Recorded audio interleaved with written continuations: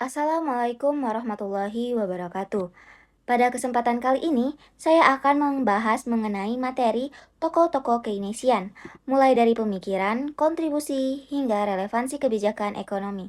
Sebelum itu, perkenalkan, nama saya Mareta Dwi Putri dengan NIM 01021282328067. Oke, kita akan membahas ke dalam materi yang pertama yaitu pengantar ekonomi Keynesian.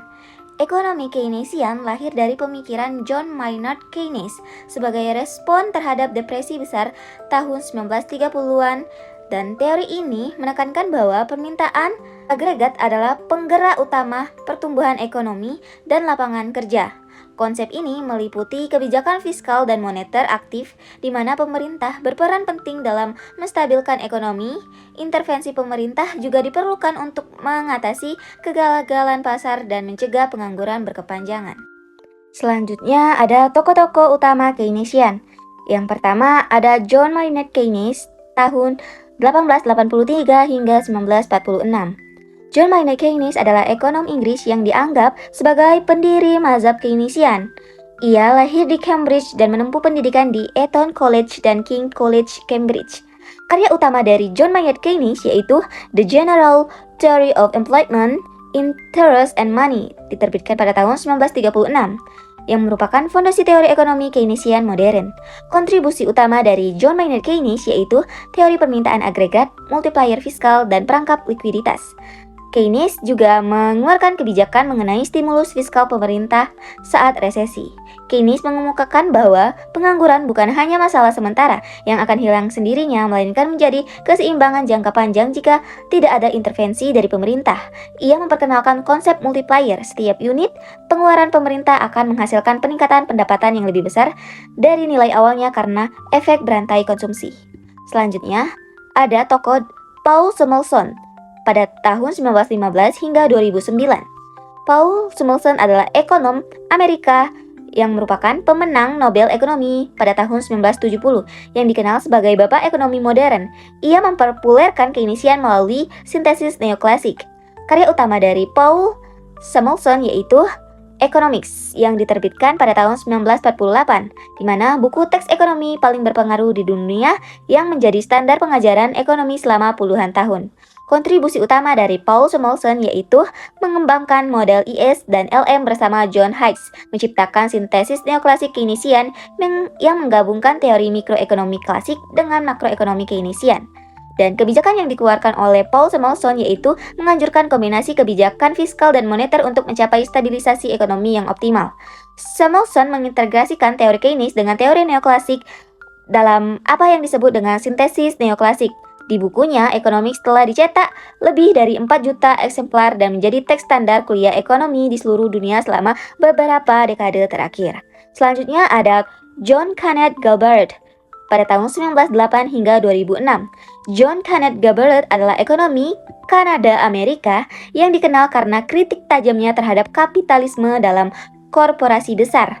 Ia menjabat sebagai Duta Besar Amerika Serikat untuk India di era Kennedy. Utamanya yaitu The Affluent Society, diterbitkan pada tahun 1958, dan The New Industrial State, diterbitkan pada tahun 1967.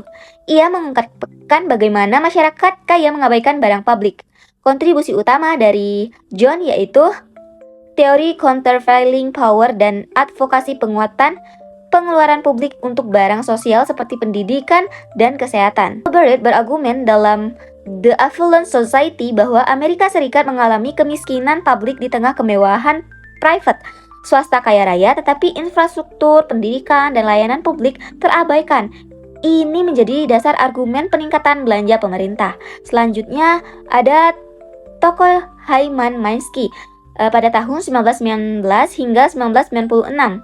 Hyman Minsky adalah ekonom Amerika yang mengembangkan teori ketidakstabilan dalam kerangka Keynesian.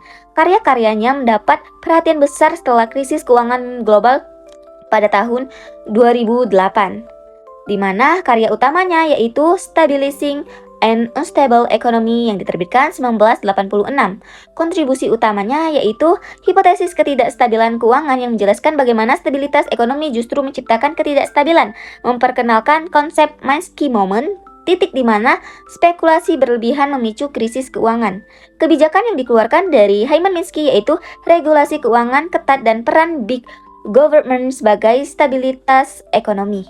Minsky terkenal dengan konsep Minsky Moment, titik di mana sistem keuangan runtuh setelah periode euforia kredit berlebihan. Ia membagi peminjam menjadi 3 kategori, hedge atau aman, spekulatif, dan Ponzi atau berbahaya. Selanjutnya ada Joseph Stiglitz yang pada tahun 1943 hingga sekarang, di mana Joseph Stiglitz adalah ekonom asal Amerika dan juga pemenang Nobel Ekonomi tahun 2001 yang dikenal karena kontribusinya dalam ekonomi informasi asimetris dan kritik terhadap globalisasi neoliberal, di mana karya utamanya yaitu Globalization and its Discontext tahun 2022. Kontribusi utamanya yaitu pelopor ekonomi informasi asimetris, pemenang Nobel tahun 2001, kritikus tajam globalisasi neoliberal dan kebijakan IMF atau World Bank. Nah, di mana kebijakan dari Joseph ini yaitu stimulus fiskal untuk pertumbuhan inklusif, reformasi sistem keuangan global, pelindungan negara perkembangan dari liberalisasi berlebihan. Stiglitz aktif mendukung stimulus fiskal besar-besaran selama krisis 2008 hingga 2009 dan mengkritik kebijakan austerity di Eropa. Ia berpendapat bahwa ketimpangan ekonomi melemahkan permintaan agregat dan memperlambat pertumbuhan. Tokoh yang terakhir ada Paul Krugman, di mana Paul Krugman adalah ekonom asal Amerika dan juga pemenang Nobel Ekonomi pada tahun 2008 untuk teori perdagangan internasional dan geografi ekonomi, yang juga dikenal sebagai kolumnis dan komentator kebijakan Keynesian. Karya utama dari Paul yaitu The Return of Depression Economics yang terbitkan pada tahun 1999. Kontribusi utama dari Paul yaitu teori perdagangan baru yang menjelaskan pola perdagangan internasional, analisis liquidity trap modern, dan kritik tajam terhadap kebijakan austerity. Dan kebijakan yang dikeluarkan oleh Paul Krugman yaitu stimulus fiskal agresif saat resesi, quantitative easing, dan penolakan penghematan yang berlebihan. Krugman konsisten mengadvokasikan stimulus fiskal besar selama resesi dan mengkritik kebijakan penghematan yang diterapkan di Eropa pasca 2010. Ia berargumen bahwa dalam kondisi liquidity trap atau jebakan likuiditas, kebijakan moneter itu tidak efektif dan fiskal harus mengambil peran utama. Selanjutnya ada studi kasus yang pertama, yaitu New Deal Amerika Serikat, di mana pemerintah Roosevelt meluncurkan New Deal sebagai respon terhadap depresi besar yang melanda Amerika Serikat. Hal ini adalah penerapan langsung pemikiran Keynesian, di mana pemerintah berintervensi besar-besaran dalam infrastruktur dan program kerja untuk meningkatkan permintaan secara agregat. Dan program WPA atau Works Progress Administration itu memperkerjakan jutaan warga Amerika dalam proyek publik. Dan hasilnya PDB Amerika Serikat tumbuh rata-rata 8% per tahun di tahun 1933 hingga 1937.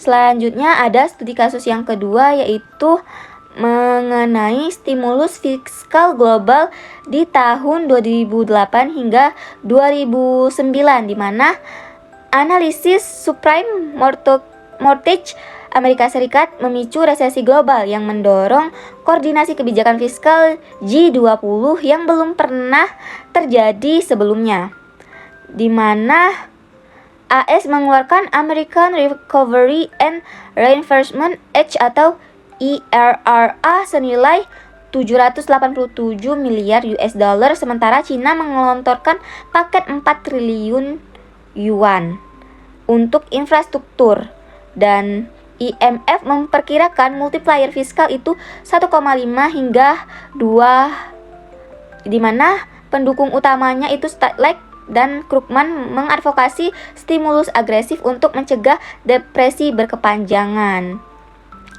Selanjutnya ada studi kasus yang ketiga dan yang keempat. Yang ketiga itu saat program pemulihan ekonomi nasional atau PEN di tahun 2020 hingga 2021, di mana saat pandemi COVID-19 melanda, pemerintah Indonesia mengalokasikan anggaran PEN senilai 695,2 triliun di tahun 2020 Untuk menstimulasi ekonomi yang tertekan, program ini mencakup bantuan sosial, insentif usaha, dan penguatan UMKM.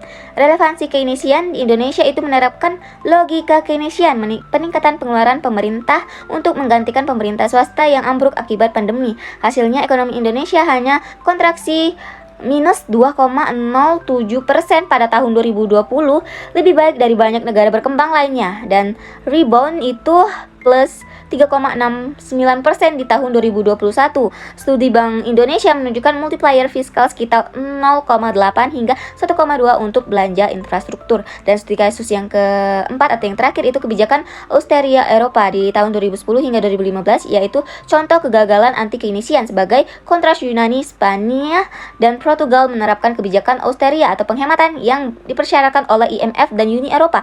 Hasilnya adalah resesi berkepanjangan dengan pengangguran mencapai 27% di Yunani. Relevansi Keynesian yaitu Krugman dan Stiglitz yang mengkritik keras kebijakan ini. Mereka berpendapat bahwa dalam kondisi resesi, memotong belanja pemerintah justru memperdalam kontraksi, sebuah paradoks penghemat atau paradox of thrift yang sudah diprediksi Keynes. Studi IMF sendiri kemudian mengakui bahwa multiplier fiskal negatif jauh lebih besar dari perkiraan.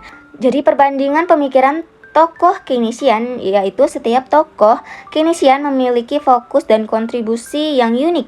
Keynesian menekankan pendapat pemerintahan agregat dan stimulus fiskal, sementara Samuelson itu mengembangkan sintesis makro-mikro. Galbraith mengkritik ketidakseimbangan publik swasta, Minsky itu berfokus pada ketidakstabilan keuangan, dan Stiglitz menyoroti informasi asimetris dan ketimpangan, dan Krugman itu mengadvokasi anti-austeri dan stimulus agresif. Dari perbandingan ini, yang pertama itu ada permintaan agregat, kebijakan fiskal, regulasi keuangan, dan reformasi global. Mungkin itu saja yang dapat saya sampaikan dari materi tokoh-tokoh Keynesian. Kurang lebihnya saya mohon maaf. Saya akhiri dengan mengucapkan wassalamualaikum warahmatullahi wabarakatuh.